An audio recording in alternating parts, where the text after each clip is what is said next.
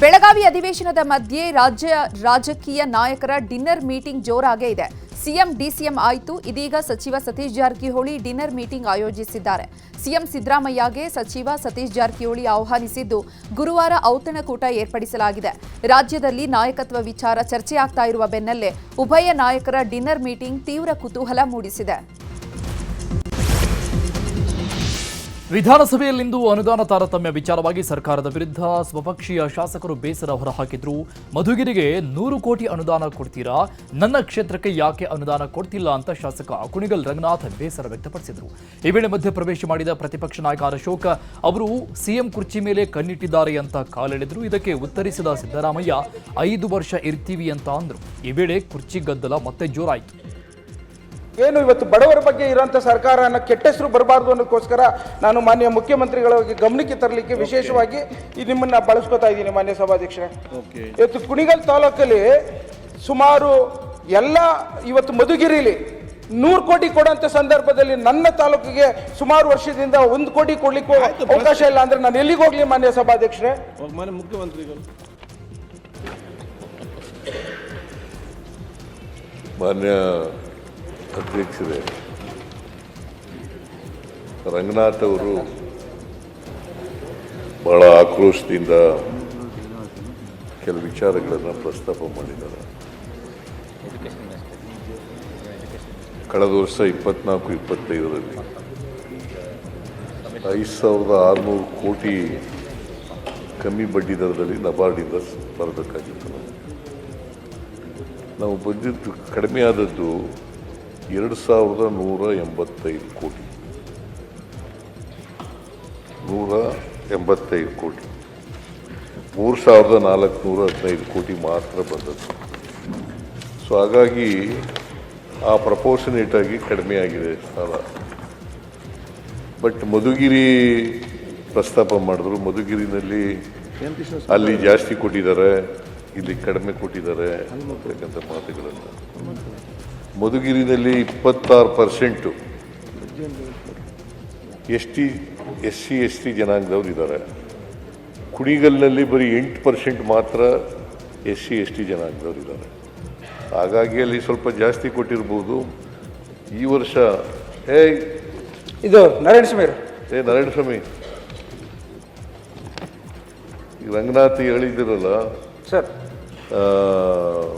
ಕಾನೂನು ಪ್ರಕಾರವಾಗಿ ಏನು ಮಾಡಬೇಕು, ತಾರತಮ್ಯ ಆಗಿದ್ದರೆ ಆ ತಾರತಮ್ಯನ ನಿವಾರಣೆ ಮಾಡ್ತಕ್ಕಂಥ ಕೆಲಸವನ್ನು ಮುಂದಿನ ವರ್ಷದಿಂದ ಮಾಡ್ತೀವಿ ಅಂತಕ್ಕಂಥ ಮಾತುಗಳನ್ನು ಈ ಸಂದರ್ಭದಲ್ಲಿ ಹೇಳಿ. ಶಾಸಕರು ನಮ್ಮ ಜೊತೆ ನಿಂತಿದ್ದಾರೆ, ನೀವು ಇದರಲ್ಲಿ ಹೋಗಬೇಡಿ. 140 ಜನ ನಮ್ಮ ಜೊತೆನಲ್ಲಿದ್ದಾರೆ. ನಮ್ಮ ಸರ್ಕಾರ ಇದೆ. 5 ವರ್ಷ ನಮಗೆ ಜನ ಆಶೀರ್ವಾದ ಮಾಡಿದ್ದಾರೆ.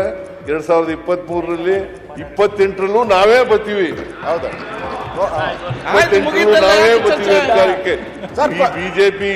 ಬಿಜೆಪಿನ ಕರ್ನಾಟಕದಲ್ಲಿ ಯಾವ ಕಾಲದಲ್ಲೂ ಕೂಡ ಆಶೀರ್ವಾದ ಮಾಡಲ್ಲ ಜನ.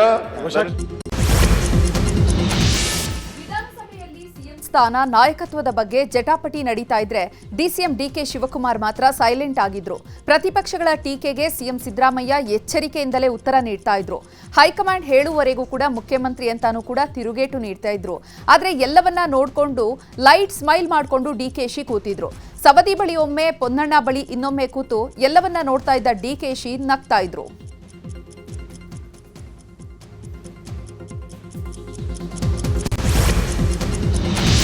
ಅನುದಾನ ತಾರತಮ್ಯ ಕುರಿತು ಆರೋಪ ಕುರಿತು ಉತ್ತರ ಕೊಟ್ಟ ಸಿಎಂ ಸಿದ್ದರಾಮಯ್ಯ, ನನ್ನ ಮೇಲೆ ವಿಶ್ವಾಸ ಬಿಡಿ, ಅದನ್ನ ಸರಿಪಡಿಸೋಣ ಅಂತ ಹೇಳಿದ್ರು. ಈ ವೇಳೆ ಮತ್ತೆ ಮಾತು ಮುಂದುವರಿಸಿದ ವಿಪಕ್ಷ ನಾಯಕ ಅಶೋಕ್, ಬೇಕು ಅಂತ ತಾರತಮ್ಯ ಮಾಡಿದ್ರಾ ಹೇಗೆ ಅಂತ ಪ್ರಶ್ನೆ ಮಾಡಿದ್ರು.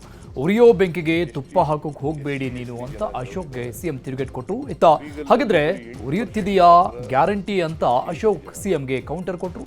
ಅಶೋಕ್ ಮಾತಿಗೆ ಸುನಿಲ್ ಕೂಡ ಸಾಥ್ ಕೊಟ್ಟರು. ಈ ವರ್ಷ ಬಟ್ ಮಧುಗಿರಿ ಪ್ರಸ್ತಾಪ ಮಾಡಿದ್ರು. ಮಧುಗಿರಿನಲ್ಲಿ ಅಲ್ಲಿ ಜಾಸ್ತಿ ಕೊಟ್ಟಿದ್ದಾರೆ, ಇಲ್ಲಿ ಕಡಿಮೆ ಕೊಟ್ಟಿದ್ದಾರೆ ಅಂತಕ್ಕಂಥ ಮಾತುಗಳನ್ನು. ಮಧುಗಿರಿನಲ್ಲಿ 26% SC ಜನಾಂಗದವ್ರು ಇದ್ದಾರೆ. ಕುಣಿಗಲ್ನಲ್ಲಿ ಬರೀ 8% ಮಾತ್ರ SC ಜನಾಂಗದವ್ರು ಇದ್ದಾರೆ. ಹಾಗಾಗಿ ಅಲ್ಲಿ ಸ್ವಲ್ಪ ಜಾಸ್ತಿ ಕೊಟ್ಟಿರ್ಬೋದು. ಈ ವರ್ಷ ಇದು ನಾರಾಯಣಸ್ವಾಮಿ ನಾರಾಯಣಸ್ವಾಮಿ, ಈಗ ರಂಗನಾಥ್ ಹೇಳಿದಿರಲ್ಲ ಸರ್, ಕಾನೂನು ಪ್ರಕಾರವಾಗಿ ಏನು ಮಾಡಬೇಕು ರಂಗನಾಥ್ ಸರ್, ರಂಗನಾಥ್ ನನ್ನ ಮೇಲೆ ವಿಶ್ವಾಸ Yes, sir. ಇದೆ, sir. ಎಲ್ಲ ತಾರತಮ್ಯ ಏನಾಗಿದೆ ಅದನ್ನೆಲ್ಲ ಸರ್ ಮೊದಲಿನ ಹೆಜ್ಜೆಲ್ಲ ಏರ್ ಚೇಂಜ್ ಮಾಡಿಸಿ ಸರ್, 2.25 ವರ್ಷದಿಂದ ಇದ್ದಾನೆ, ಅವನೇ ತೊಂದರೆ ಕೊಡ್ತಾ ಇರೋದು ಸರ್. ಆಯ್ತು, ಮತ್ತೆ ಹೇಳಿ ರಂಗನಾಥ್ ಮಾಡ್ಕೊಡ್ತೀನಿ. Thank you ಅಂತ ತಾರತಮ್ಯ ಮಾಡಿದ್ರೆ ಹಾಗೆ ಸರ್ ಅದನ್ನ ಇಲ್ಲ ಇಲ್ಲ ಬೇಕು ಅಂತ, ಯಾಕಂದ್ರೆ ಅಷ್ಟು ಆಕ್ರೋಶವಾಗಿ ಕೇಳ್ತಾ ಇದ್ದಾರೆ ಅಂದ್ರೆ ಆಕ್ರೋಶ. ಉರಿಯೋದಕ್ಕೆ ಉಪ್ಪಾಕಕ್ಕೆ ಹೋಗ್ಬೇಡ ನೀನು. ಉರಿತಾ ಇತ್ತು ಹಂಗಾರೆ, ಏನು ಉರಿತಾ ಇದೆ ಗ್ಯಾರಂಟಿ, ನೀವೇ ಒಪ್ಕೊಂಡ್ರಲ್ಲ ಉರಿತಾ ಇದೆ ಅಂತ. ಅದೇ ಅಲ್ಲ ಉತ್ತರ ಕರ್ನಾಟಕ ಭಾಗದ ಮೇಲಿನ ಚರ್ಚೆ ವೇಳೆ ಕಾಂಗ್ರೆಸ್ ಸದಸ್ಯ ಕೆಎನ್ ರಾಜಣ್ಣ ಬೇಸರ ವ್ಯಕ್ತಪಡಿಸಿದ್ದಾರೆ. ಉತ್ತರ ಕರ್ನಾಟಕ ಭಾಗದ ಮೇಲೆ ಎಲ್ಲರೂ ಕೂಡ ಒಂದೇ ರೀತಿ ಚರ್ಚೆ ಮಾಡ್ತಿದ್ದಾರೆ. ಆರೋಪ ಪ್ರತ್ಯಾರೋಪವಷ್ಟೇ ಚರ್ಚೆಯಾಗ್ತಾ ಇದೆ. ಹಾಗಾಗಿ ಘೋಷಣೆ ಮಾಡಿರುವಂತಹ ಯೋಜನೆಗಳ ಅನುಷ್ಠಾನ ಆಗದಿರುವಂತಹ ಕೆಲಸಗಳ ಬಗ್ಗೆ ಚರ್ಚೆ ನಡೆದ್ರೆ ಒಳ್ಳೆಯದು. ಕಳೆದ 2 ಅಧಿವೇಶನಗಳಲ್ಲಿ ಸರ್ಕಾರ ಘೋಷಿಸಿರುವಂತಹ ಯೋಜನೆಗಳ ಬಗ್ಗೆ ಬೆಳಕು ಚೆಲ್ಲಬೇಕು. ಅದೇ ರೀತಿ ಘೋಷಣೆಯಾದ್ರೂ ಕೂಡ ಬಾಕಿ ಇರುವಂತಹ ಕೆಲಸಗಳ ಬಗ್ಗೆ ಚರ್ಚೆ ಆಗಬೇಕು. ಆಗ ಮಾತ್ರ ಉತ್ತರ ಕರ್ನಾಟಕ ಭಾಗದ ಮೇಲಿನ ಚರ್ಚೆ ಅರ್ಥಪೂರ್ಣವಾಗಿರುತ್ತೆ ಅಂತ ರಾಜಣ್ಣ ಹೇಳಿದ್ದಾರೆ. ಏನೆಲ್ಲ ಕಳೆದ 2 ಬಾರಿ ಚರ್ಚೆ ಆದಾಗ ಏನು ಆಡಳಿತ ಪಕ್ಷದ ಸದಸ್ಯರು, ವಿರೋಧ ಪಕ್ಷದ ಸದಸ್ಯರುಗಳು ಏನೆಲ್ಲ ಸಲಹೆಗಳು ಕೊಟ್ಟಿದ್ದಾರೆ, ಆ ಸಲಹೆಗಳನ್ನು ಆಧರಿಸಿ ಸರ್ಕಾರ ಏನೆಲ್ಲ ಕ್ರಮ ತೆಗೆದುಕೊಳ್ತೀವಿ ಅಂತ ಹೇಳಿ ಸದನಕ್ಕೆ ಈ ಭಾಗದ ಜನರಿಗೆ ಭರವಸೆ ಕೊಟ್ಟಿದ್ದಾರೆ. ಅವು ಯಾವಿದಾವೆ, ಅದರಲ್ಲಿ ಯಾವ ಭರವಸೆಗಳು ಈಡೇರಿದ್ದಾವೆ, ಯಾವ ಈಡೇರಿಲ್ಲ, ಅದ್ರ ಬಗ್ಗೆ ಸ್ವಲ್ಪ ಬೆಳಕನ್ನೇ ಚೆಲ್ಲಿದ್ರೆ ಉತ್ತಮ ಆಗ್ತದೆ. ಇಲ್ಲಾಂದ್ರೆ ಇದು ಚರ್ಚೆ ನಡೀತಾನೆ ಇರ್ತದೆ, ಉತ್ತರಗಳು ಬರ್ತಾನೆ ಇರ್ತವೆ, ಎಲ್ಲ ಅದ್ರದ್ದು ಏನು ಪ್ರಯೋಜನ ಆಗೋದಿಲ್ಲ ಅಧ್ಯಕ್ಷರೇ. ಅದಕ್ಕೋಸ್ಕರ ಕಳೆದ 2 ಬಾರಿನಲ್ಲಿ ಯಾವ್ದೆಲ್ಲ ಸರ್ಕಾರದಿಂದ ಏನೆಲ್ಲ ತೀರ್ಮಾನಗಳಲ್ಲಿ ಘೋಷಣೆ ಮಾಡಿದ್ದಾರೆ, ಆ ಘೋಷಣೆ ಮಾಡಿದಂತ ತೀರ್ಮಾನಗಳಲ್ಲಿ ಯಾವ್ದು ಕಾರ್ಯಗತ ಆಗಿದೆ, ಯಾವ್ದು ಕಾರ್ಯಗತ ಆಗಿಲ್ಲ. ಅಲ್ಲದೆ ಈ ಬಗ್ಗೆ ಶಾಸಕ ಲಕ್ಷ್ಮಣ್ ಸವದಿ ಕೂಡ ಮಾತನಾಡಿದ್ದು, ಬೆಳಗಾವಿ ಜಿಲ್ಲೆಯನ್ನ ಅಖಂಡ ಜಿಲ್ಲೆಯನ್ನಾಗಿ ಉಳಿಸಿಕೊಳ್ಳಿ. ಬೆಳಗಾವಿ ಹಾಗೂ ಗೋಕಾಕ್ ಸುತ್ತಮುತ್ತಲೂ ಕೂಡ ಕ್ಷೇತ್ರಗಳು ಒಂದಾಗಿ ಇರಲಿ. ಬೆಳಗಾವಿಯಿಂದ ದೂರ ಇರುವಂತಹ ಅಥಣಿ, ಚಿಕ್ಕೋಡಿ, ರಾಯಬಾಗ, ನಿಪ್ಪಾಣಿ ಸೇರಿದಂತೆ ಹೊಸ ಜಿಲ್ಲೆಯನ್ನ ಮಾಡಿ ಈ ಭಾಗದ ಜನರ ಬಹುದಿನಗಳ ಬೇಡಿಕೆ ಇದನ್ನ ಈಡೇರಿಸಿ ಎಂದಿದ್ದಾರೆ. ಇದನ್ನೆಲ್ಲ ನೋಡಿ ಇದನ್ನ ಯಾವುದೂ ಆಗೋದು. ಮುಖ್ಯಮಂತ್ರಿಗಳು ಇಲ್ಲೇ ಬಂದಿದ್ದಾರೆ. ಇವತ್ತು ಬೆಳಗಾವಿಯಲ್ಲಿ ನಡೀತಕ್ಕಂಥ ಅಧಿವೇಶನ ಸಂದರ್ಭದಲ್ಲಿ ಜಿಲ್ಲಾ ವಿಭಜನೆ ಆಗಬೇಕು ಅಂತಕ್ಕಂಥ ಚರ್ಚೆ ಆಗ್ತಾ ಇದೆ.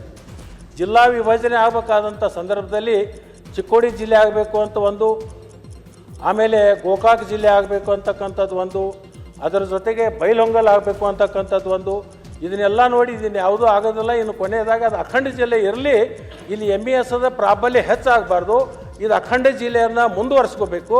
ಆ ಅಖಂಡ ಜಿಲ್ಲೆ ಮುಂದುವರಿಸಿದಾಗ ಇದು 2ನೇ ರಾಜಧಾನಿ ಅಂತ ಹೇಳಿ ನಾವೇನು ನಾಮಕರಣ ಮಾಡಿದ್ದೀವಿ, ಇದಕ್ಕೆ ಮೆರಗು ಬರಬೇಕಾದ್ರೆ ಈ ಜಿಲ್ಲೆಯನ್ನು ಅಖಂಡ ಜಿಲ್ಲೆ ಇಟ್ಕೊಂಡು ನಮ್ದೇನು 200 ಕಿಲೋಮೀಟರ್ ಆಚೆ ಕಡೆ ಇದಾವೆ, ಅದು ರಾಯಬಾಗ, ಚಿಕ್ಕೋಡಿ, ರಾಯಬಾಗ ಮತ್ತು ನಮ್ಮ ಅಥಣಿ, ಕಾಗವಾಡ ಮತ್ತು ಕುಡ್ಚಿ ಮತ್ತು ಅದರ ಪಕ್ಕಕ್ಕಿರ್ತಕ್ಕಂಥ ಒಂದು ತೇರದಾಳದ ತಾಲೂಕನ್ನು ತಗೊಂಡು ಒಂದು ಪ್ರತ್ಯೇಕ ಜಿಲ್ಲೆ ಅದನ್ನು ಮಾಡಿ ಆ ಕಡೆ ಒಂದು ಸಪರೇಟ್ ಮಾಡಿಬಿಟ್ರೆ ಇದು ಅಖಂಡ ಜಿಲ್ಲೆ ಉಳಿತದೆ. ಇದೊಂದು ಮೆರಗು ಮತ್ತೆ ಮುಂದುವರಿತದೆ. ಈ ಕೆಲಸ ಆಗಲಿ ಅಂತೇಳಿ ಆ ಭಾಗದ. ಈಗ ರಾಜ್ಯದ ಸುದ್ದಿ ನೋಡೋಣ. ಬೆಳಗಾವಿ ಜಿಲ್ಲೆ 3 ಜಿಲ್ಲೆಗಳಾಗಿ ವಿಭಜನೆ ಆಗಬೇಕು ಅಂತ ಬೇಡಿಕೆ ಇದೆ ಅಂತ ಸಚಿವ ಸತೀಶ್ ಜಾರಕಿಹೊಳಿ ಹೇಳಿದ್ದಾರೆ. ಬೆಳಗಾವಿಯಲ್ಲಿ ಮಾತನಾಡಿದ ಸತೀಶ್ ಜಾರಕಿಹೊಳಿ, ಆದರೆ 3 ಜಿಲ್ಲೆ ಆಗಬೇಕು, ಈ ಬಗ್ಗೆ ಸಿಎಂ ಶಾಸಕರ ಜೊತೆ ಸಭೆ ಮಾಡಲಿದ್ದಾರೆ ಅಂತ ಮಾಹಿತಿ ಕೊಟ್ಟರು.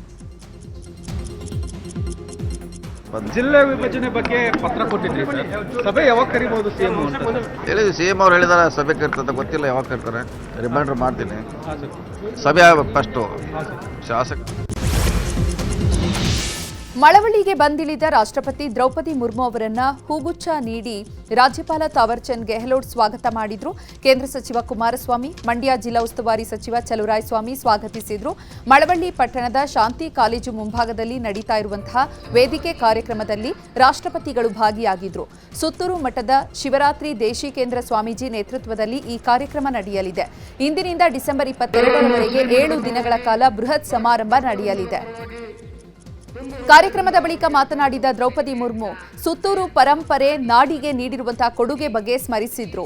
ಅಲ್ಲದೆ ಕೇಂದ್ರ ಸಚಿವ HD ಕುಮಾರಸ್ವಾಮಿ ಅವರಿಗೆ ಹುಟ್ಟುಹಬ್ಬದ ಶುಭಾಶಯ ಕೋರಿದ್ರು.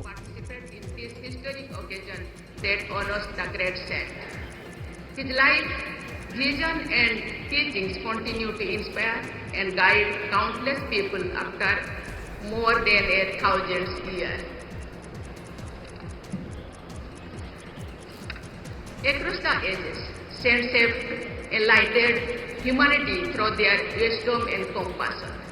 Their lives remind us that true greatness lies not in authority or wealth, but in